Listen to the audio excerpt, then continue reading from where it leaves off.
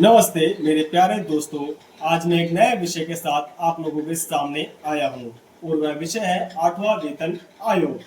वेतन आयोग हर 10 साल में आता है, जिसके द्वारा हमारे सरकारी कर्मचारियों का वेतन बढ़ाया जाता है।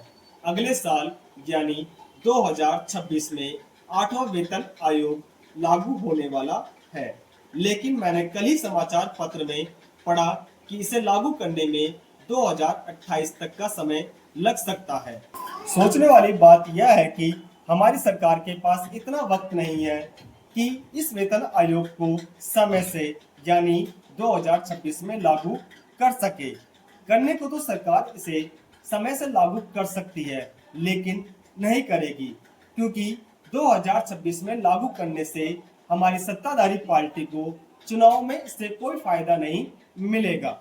2029 की शुरुआत में लोकसभा चुनाव होने वाले हैं और सरकार इस वेतन आयोग को उसी समय लागू करेगी, ताकि लोगों के जहन में यह बात ताजा रहे और सरकार इसे चुनावी मुद्दा बना सके। यहाँ साफ साफ पता लग रहा है कि सरकार सिर्फ यहाँ अपना फायदा देख रही है। जब सरकार कर्मचारियों को 2 साल का एरियर देगी, तो क्या सरकार पर वित्तीय बोझ नहीं पड़ेगा?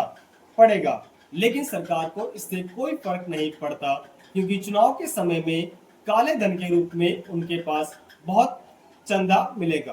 चुनाव के समय में इनके अंधभक्त बोलेंगे, देखो मोदी जी ने सरकारी कर्मचारियों का वेतन कितना बढ़ा दिया है, मोदी जी हमारे लिए क्या क्या नहीं कर रहे हैं। लेकिन उन अंधभक्तों को यह नहीं पता लगेगा कि महंगाई कितनी बढ़ गई है। वो उस महंगाई के बारे में बिल्कुल भी बात नहीं करेंगे। उस महंगाई के हिसाब से जो मोदी जी सरकारी कर्मचारियों की सैलरी बढ़ाएंगे, क्या वास्तव में वो ज्यादा बढ़ी है या कम बढ़ी है, वो तो महंगाई के हिसाब से ही पता लगेगा।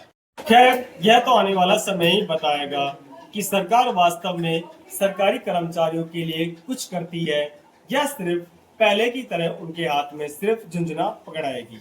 धन्यवाद। जय हिंद, जय भारत।